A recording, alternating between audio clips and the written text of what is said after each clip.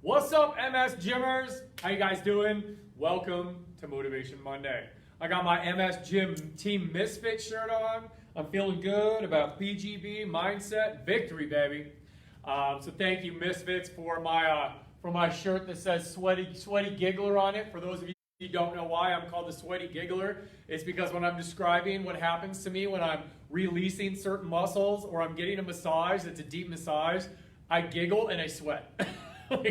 That's how you know it's working.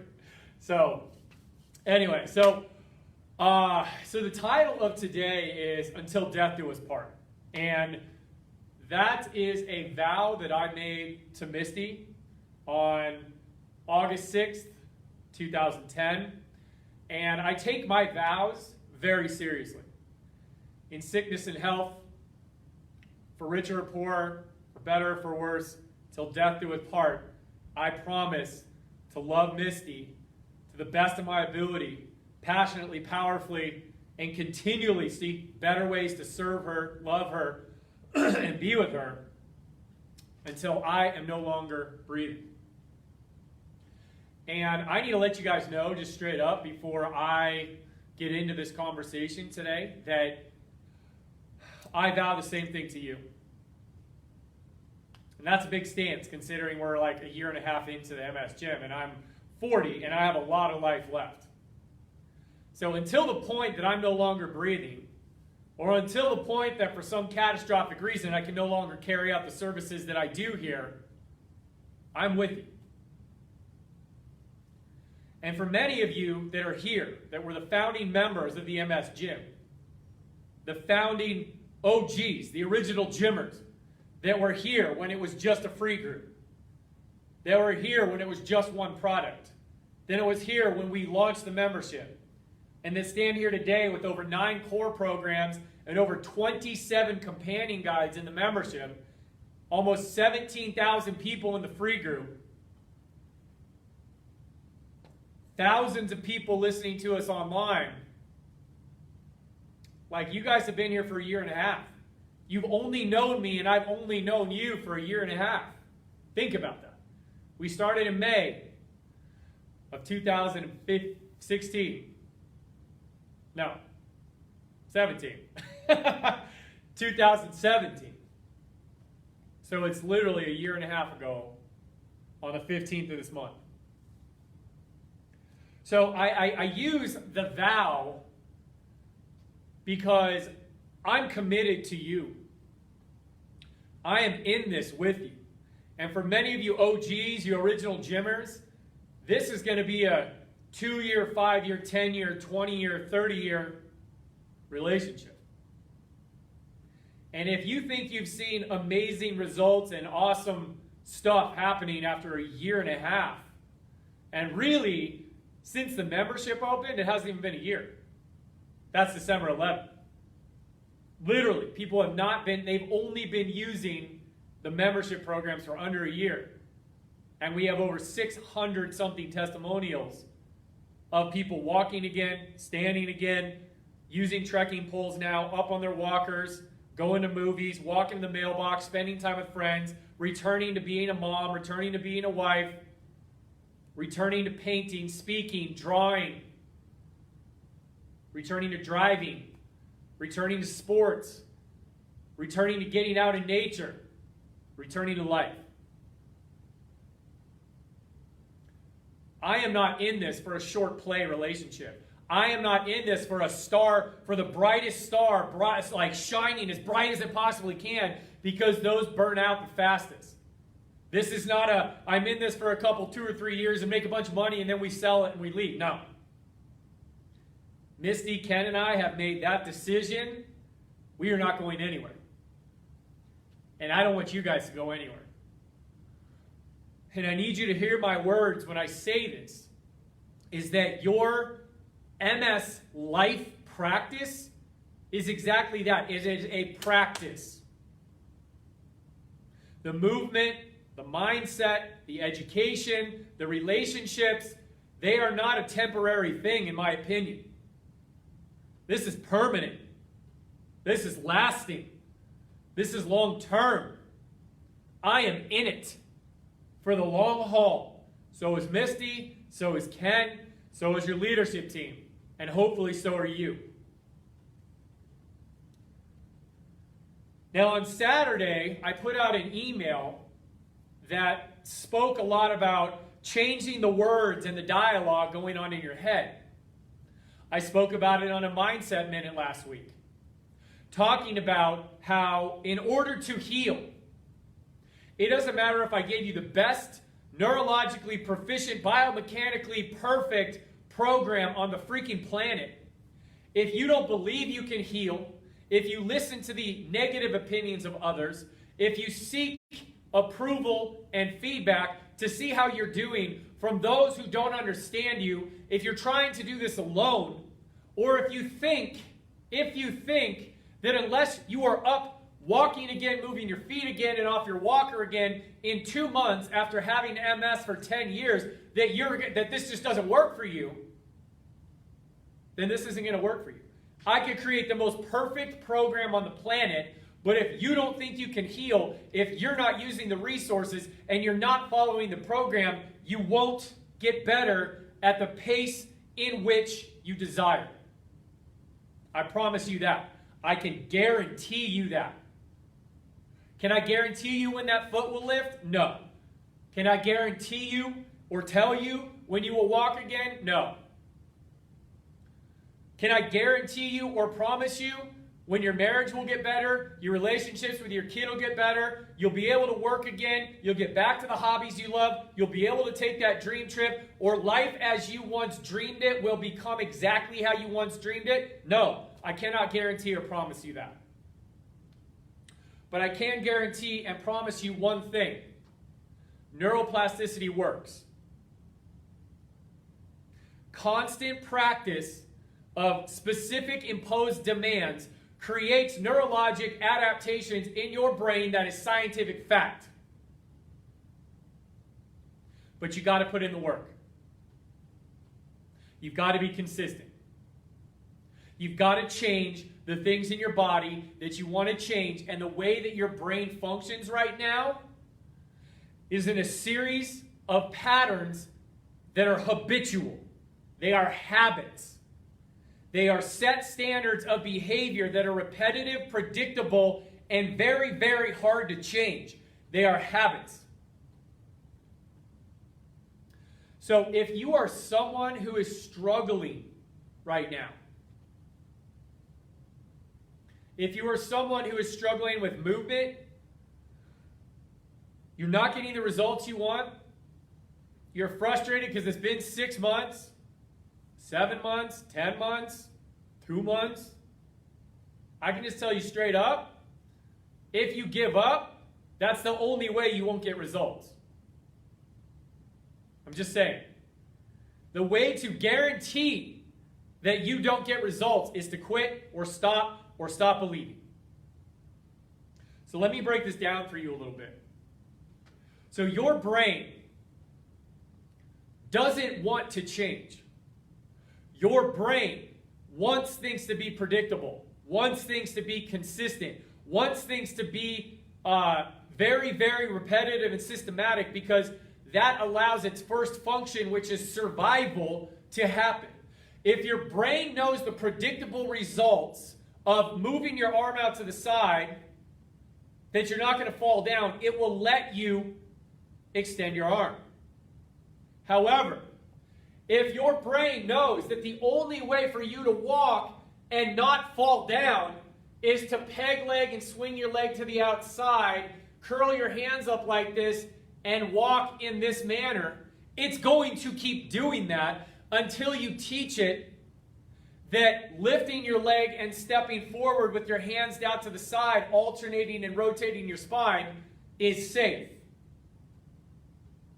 Your brain does not care how much you want it, how much you believe in it, how much you hope for it. Like, it doesn't care on a very basal functional level until you provide it with consistent behavioral input, consistent neurologic input. The integration patterns in your brain and the processing won't change. Therefore, the neurologic output will not change. So you can sit at home and you can listen to every Motivation Monday and you can watch the Members Corner and you can look at the videos and you can try and exercise every now and then. But unless you are consistently telling the brain, teaching the brain, feeding the brain good information, repetitive information, successful attempts at lifting your leg without falling on your face, your brain will never lift your leg because it constantly thinks that the only way not to fall on your face is to swing your leg to the outside, curl your toe in, and not be able to walk. The only way for you not to fall on your face is not to be able to stand up. The only way for you not to be able to fall on your face is lie flat on your back. And until you teach it otherwise, nothing's going to change. So the same goes for mindset. If your brain thinks it is comfortable in your misery, it will stay there. If you are comfortable in your skepticism, your cynicism, your rage, your frustration, your anger, your anxiety, your worry, your fear, your depression, that's what's comfortable to your brain. And so unless you make a constant conscious effort to capture your thoughts, process them, whether they're positive or negative, decide that they're negative and unhealthy and not doing you any good, figure out what the positive message would be, speak your positive message, and then practice speaking and thinking that positive thought pattern minute by minute by minute by minute by minute by minute by minute by minute by minute throughout your day, nothing will change. So your bad patterns may be with you until death do you part. Or positivity, healing, strength, authority, boldness, change, and power can be with you until death do you part, if you practice it. Because let's face it, you guys, like, you didn't get MS. Some of you had it really early, like in your teens, later teens. Most of you got it between 35 and 45.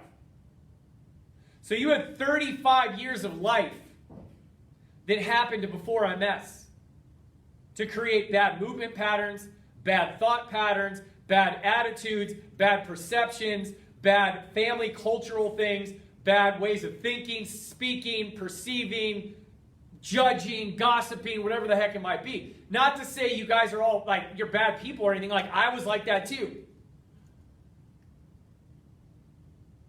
I spent 36 years of my life, I'll say 35, having the pattern in my brain saying I'm not good enough because I was bullied starting at the age of 7. So all throughout my elementary school years and middle school years, I was bullied for being overweight. I was a big kid. I played offensive line, but I got called every name in the book for a fat kid. Even though I could run circles around people, I was stronger than most people, I was an athlete, it didn't matter. I was a 4.0 kid. I didn't get into trouble. My teachers liked me. I had friends. I had my parents that respected me. I respected them back. I was a good kid, but it didn't matter. I had people tell me you're going places. People tell me you're skilled. I knew I could see the human body move and knew what it could do and knew that this was a gift given to me by God, but that didn't matter because according to my social groups and my peers around me, I was a fat piece of crap. Not worthy of love, not worthy of acceptance, not worthy of popularity, not worthy of being thought of anything more than just a fat kid. That was what was playing in my head. Then you throw in that I did not get into med school, my dreams got crushed, so everything that I worked for from the time that I was in 8th grade through college, trying to prove myself to the world, I failed. Adding to the narrative of I'm not good enough.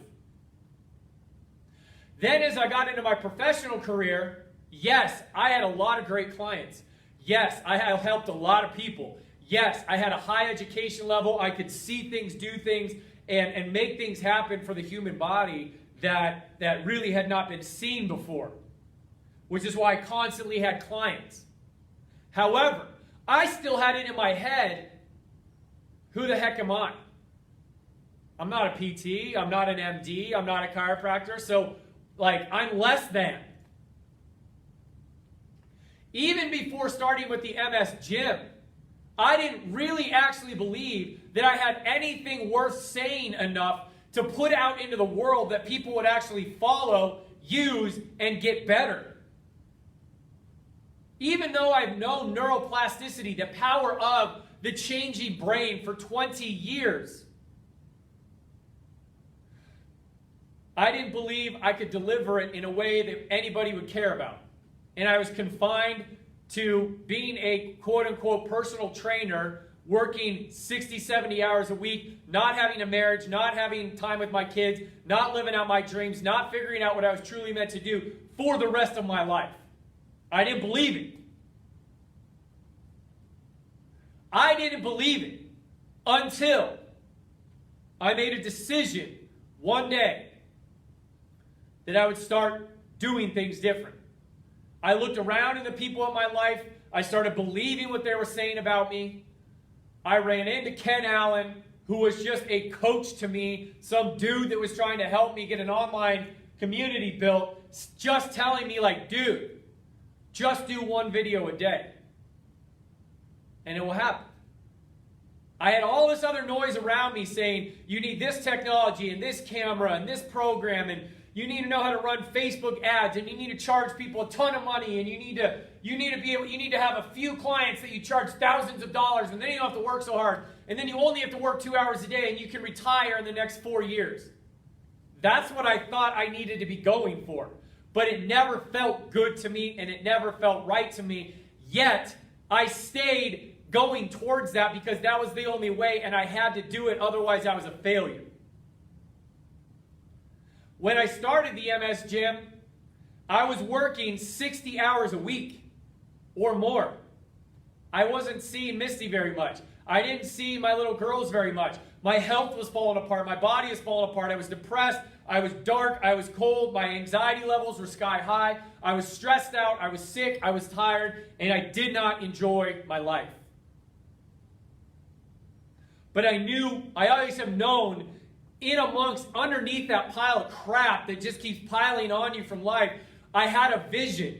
And that vision was given to Misty and I 7 years ago to set people free from their pain and their suffering through movement and mindset, and creating a community of people that help each other rise up regardless of whether I'm in front of them or not. We wanted to create a community of people that could join together, that understood each other, loved each other, accepted each other, empowered each other, educated each other, picked each other up when they were down, lifted each other up when they were celebrating, and carried each other forward towards healing. That's what kept me going throughout all the junk around me. So I started making one video a day. One video a day. And up until 3, 4, 5 months later, I wasn't even sure if we were going to make it, because most online communities, you guys, and Ken can vouch for this, fail. 90% of online communities that try to start to do anything fail within the first 90 days. 90%. It may even be higher than that. 90%. So 1 out of 10 make it.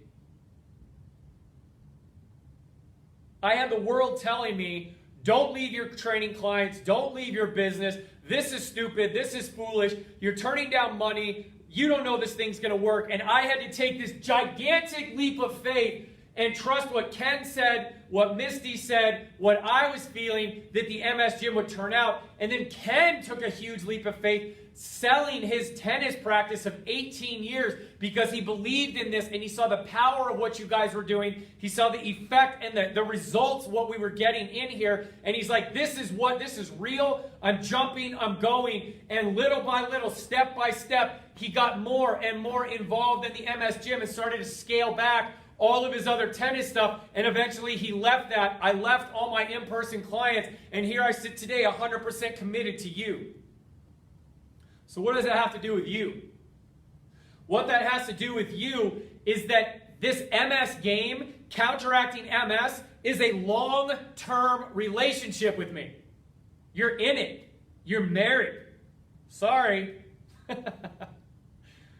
I liked it, then I put a ring on it, right? So I liked it, then I put a ring on it. So you guys are in this with me. This is a long-term game. Because MS did not happen to you right away. Many of you told me, well, I was experiencing symptoms for like 10 years before I ever even got diagnosed. Many of you are saying, well, I was diagnosed 10 years, 15 years, 30 years ago. The average time that people have been living with MS in this community is about 11 years.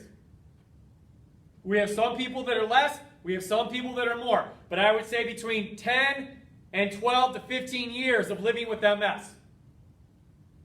So if you've been living in a condition with a condition that has slowly been eroding the function, the communication, the feedback, the ability for your body to sense itself, move itself, know where itself is, and that has taken a toll on you physically, emotionally, spiritually, socially, financially, occupationally, and you're expecting to get better in 1 month, 2 months, it ain't going to happen.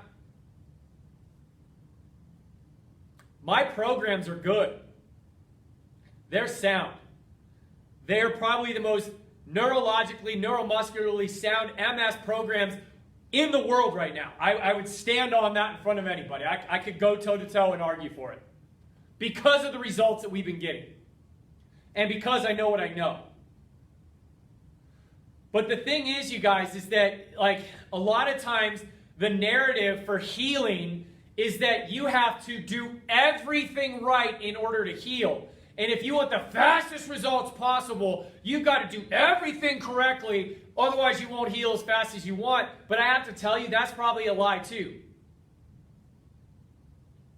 You never see me making claims in here saying you're going to get better in 4 weeks, 6 weeks, 12 weeks, 16 weeks, 52 weeks. I never say that because I don't know. Because everybody's different.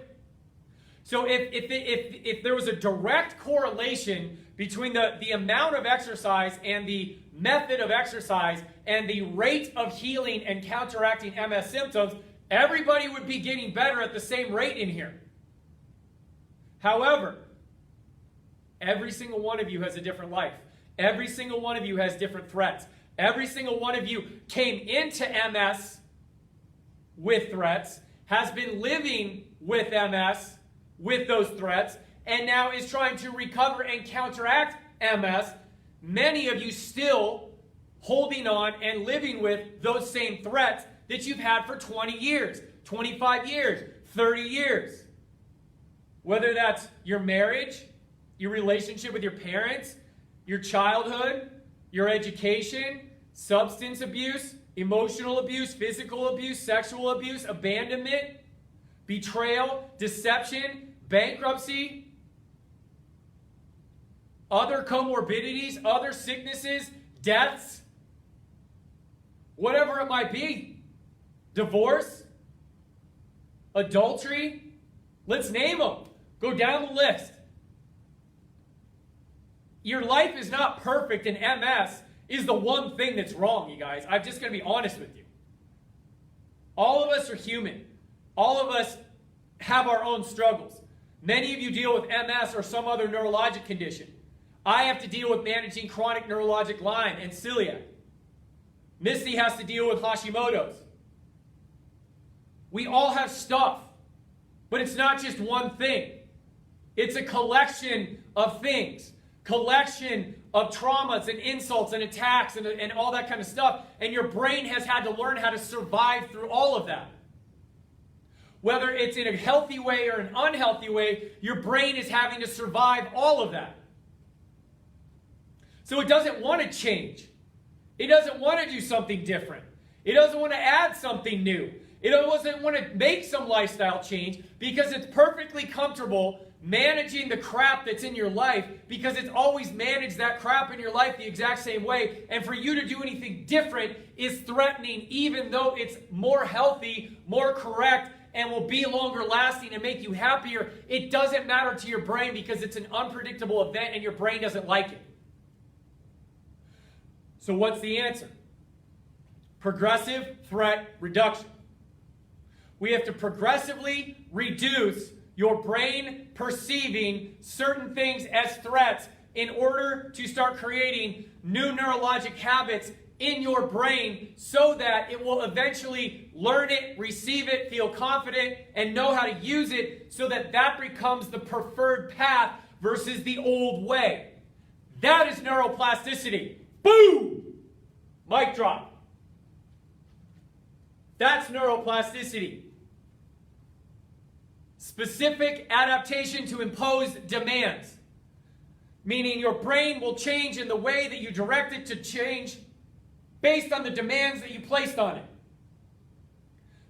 Second job of the brain is movement.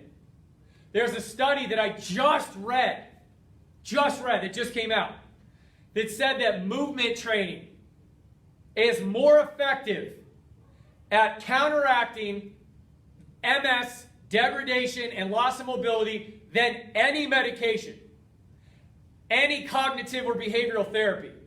It's not to negate the effectiveness or the efficacy of drug-mediated therapy, behavioral modification, lifestyle modification. Those all play into the mix. But they said movement is one of the most impactful things you can do. Why? Because the brain's second most important job is movement. When your body moves, your threat is inhibited. And that goes for movement, thought, your spirit, your soul, your presence, your state of mind, all that kind of stuff. When you move, it has scientifically been proven that your threat levels are inhibited. The nociceptors in your body, the nerve endings in your body, the ones that tell you that you need to be fight or flight and everything's crazy and watch out, you're under danger, you're in startle reflex, don't let yourself move faster than walking like this, those all become inhibited and the noise gets turned down so that the volume on the good stuff that you're feeding in your brain can sense it because it's speaking louder than the stuff that is unhealthy for you. So we turn down the unhealthy stuff, we turn up the healthy stuff, and your brain starts to hear that more because you're moving. That's why I'm passionate about what I teach.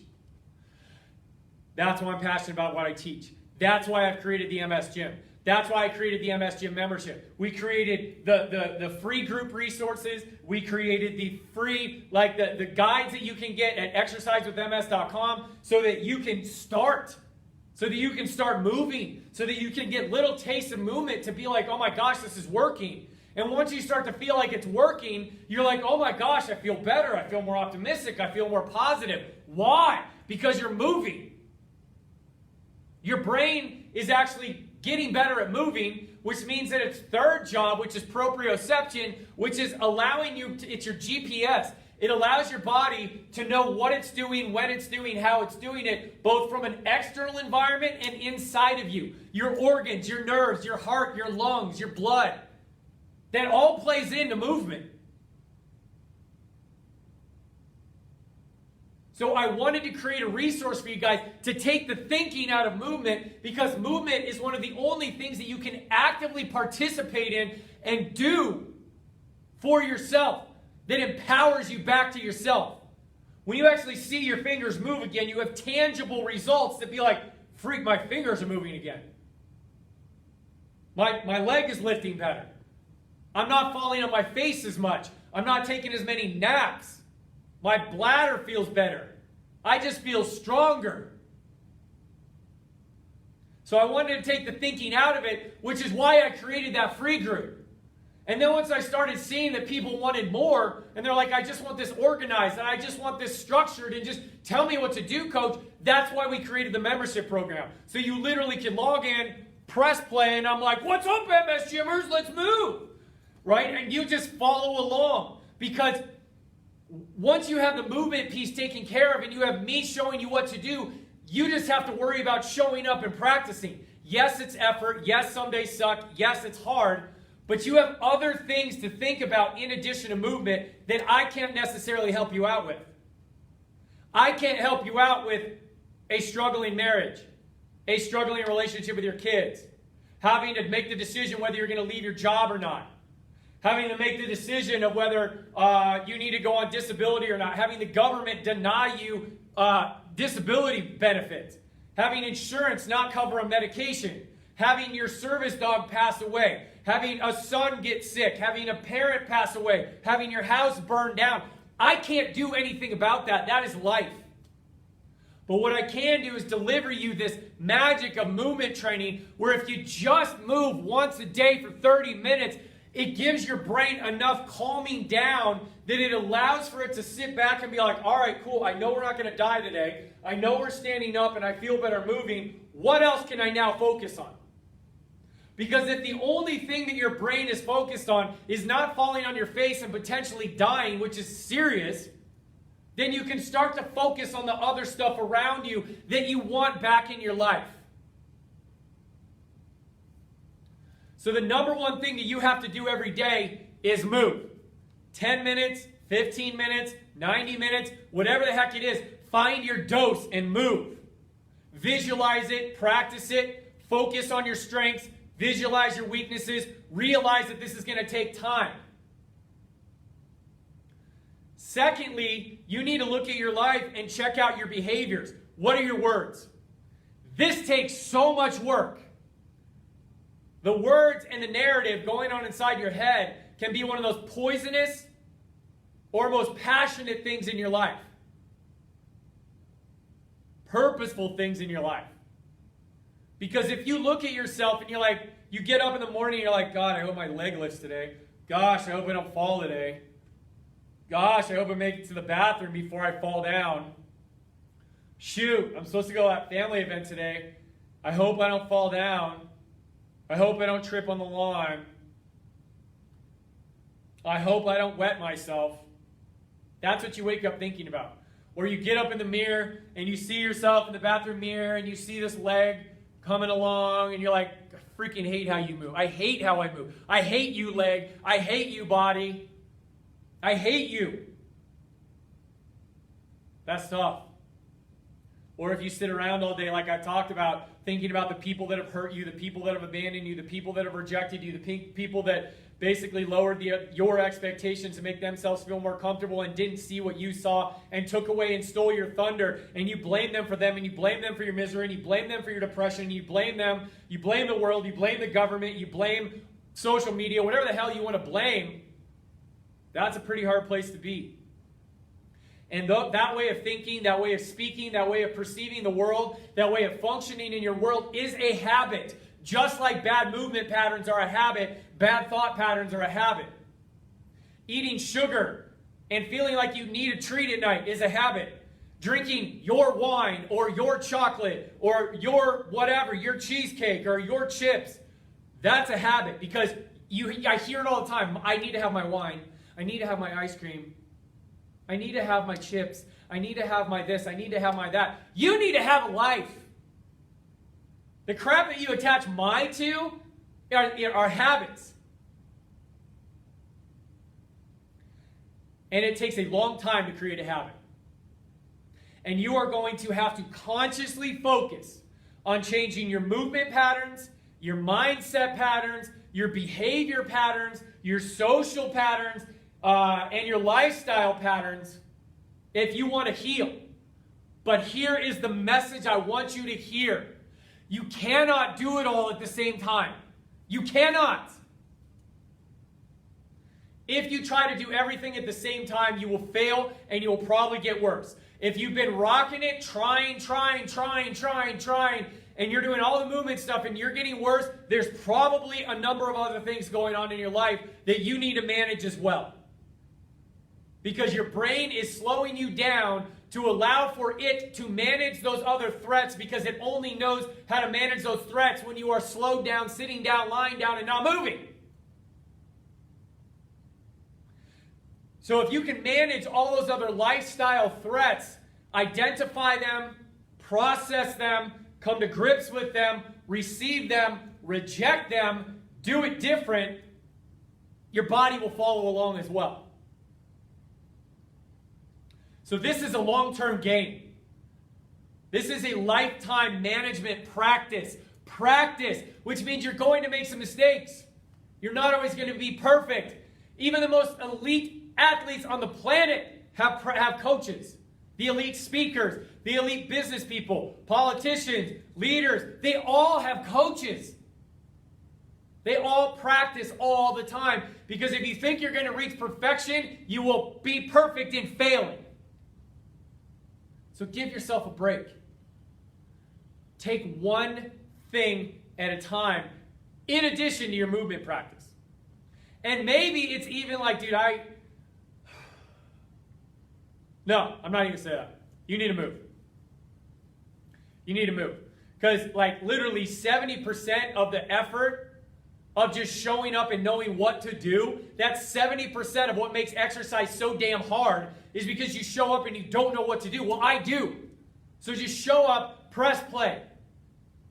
The free group has a ton of resources. Those movement guides that we give you guys are amazing. We had amazing results before we ever had the membership. And once we had the membership, it just accelerated the results that were already happening in the free group. So just start. Because movement will cause your threat to be inhibited. Your brain will start to realize that it's not going to die. It will start to know where you are in time and space, which allows for other things in your life to be focused on so that you can continually reduce those threats in your life. And when you do that, that is when actual healing starts to happen. But you've got to do it one at a time. This will not happen in a month. It will not happen in 2 months. Yes, you may have some things that happen in a month or 2 months, but the overall where you're like, you know what? I am leading my MS. I am managing my MS is not going to happen in 60 days.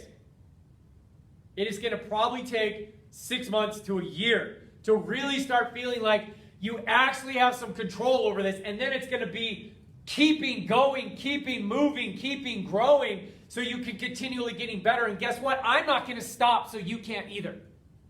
The membership's not going to stop growing. The membership's not going to stop getting updated. The free group's not going to stop. The free guides are not going to stop getting updated. Like, I am going to constantly keep making this better to make your life, your movement life easier so that you can deal with the other stuff in your life better. Because if you try to jump from point A to point Z all in one fell swoop, you will fail. If somebody tells you that you are expected to move every day, eat right, get rid of all the poisonous food, all the water, all the sugar, all the alcohol, dump your family, dump your kids, dump your job, dump your house, dump your life, and go live in the woods, and that's the only way that you can heal, there's about a 0.00001% of the population that can actually do that because they're not attached to anything. So many of you guys have families, friends, jobs, passions, pursuits. You want to be in this world. You want to be a member of society. You want to keep doing this. So that's not the way. It is one habit at one time. So the take-home message today, in addition to you need to move daily, is I want you to think about 1 or 2 things that you can do over the next 2 to 3 weeks to change the way that you think, to change what's coming into your head, good things you're reading, good things you're listening to, good things you're watching, instead of the crap that's out there on TV, instead of the crap that's out there in the advertising world for the holidays, the political season that's going on, like all the negativity, like that will drain you. So what are you feeding your brain? What are you feeding your heart? What are you feeding your spirit? Find something that feeds you in the next 2 weeks and focus on that and your movement. Go mend some relationships that you've been meaning to mend. Focus on your movement. Try to drink 64 ounces of water and cut down on your sugar by 50% and do your movement. I don't care.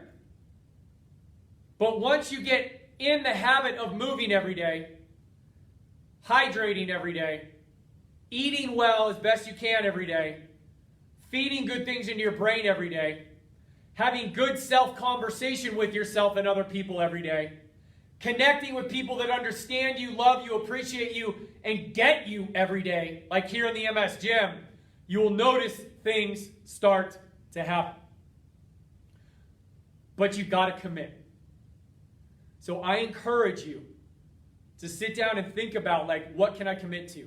How long can I commit to? How bad do I actually want this?